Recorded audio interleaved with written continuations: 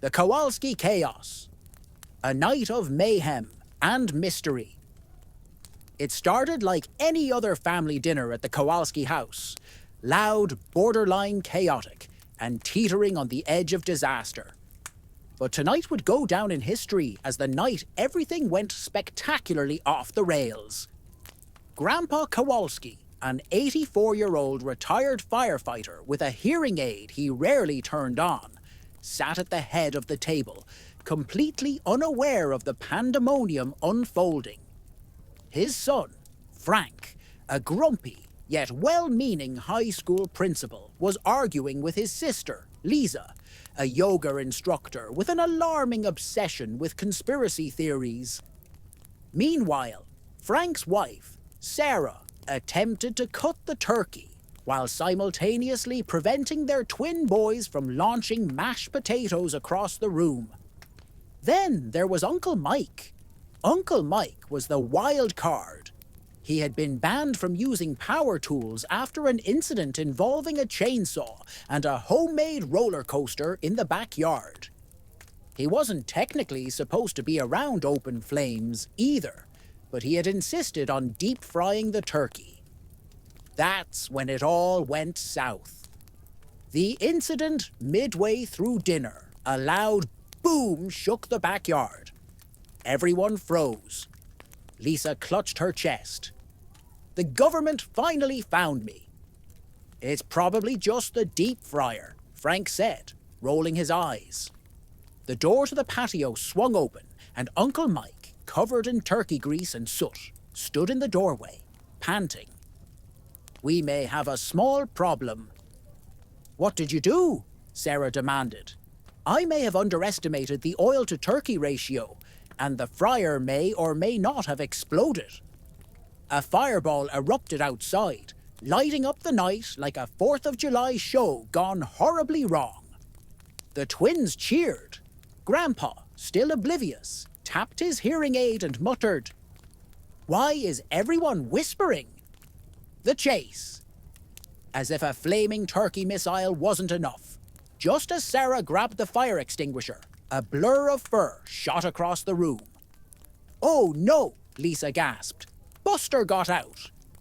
Buster, the Kowalski's 150-pound Great Dane, was afraid of fireworks, vacuum cleaners, and apparently fireballs. He bolted straight through the living room, knocking over the Christmas tree and dragging the tablecloth, along with half the dinner, with him. Sarah screamed. "Somebody get the dog!" Chaos erupted. Frank tried to tackle Buster, only to get tangled in a string of Christmas lights. One of the twins grabbed a loaf of bread and attempted to lure the dog back, while Lisa, in full panic mode, was chanting something about Mercury being in retrograde. Meanwhile, outside, Uncle Mike was attempting to douse the fire with what he thought was water, but was actually gasoline. The flames doubled in size. "Oh, that's not ideal," he admitted. The unexpected twist.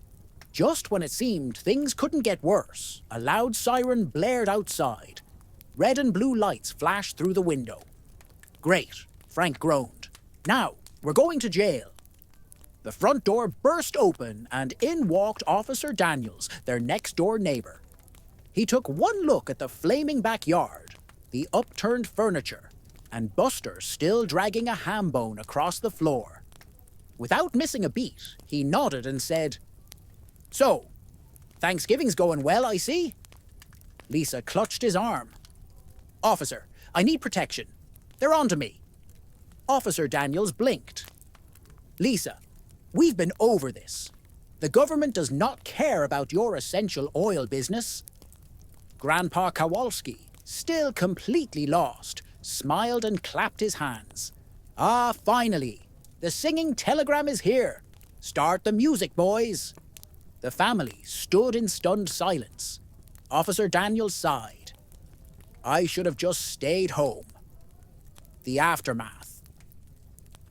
An hour later, the fire was out, the turkey was officially declared inedible, and Buster had finally settled down, after knocking over Lisa's chai latte onto the couch. Uncle Mike, now banned from deep frying anything ever again, attempted to smooth things over by ordering 30 pizzas, which arrived just in time for dessert. As they all sat, covered in soot, mashed potatoes, and exhaustion, Frank shook his head. Every year, I think it can't get worse. Every year, I'm wrong. Lisa sipped her tea. You know, Mercury really is in retrograde. Grandpa Kowalski beamed, raising a glass of eggnog. Best Thanksgiving ever. And despite everything, the fire, the dog chase, the near arrest, they all had to admit he wasn't entirely wrong.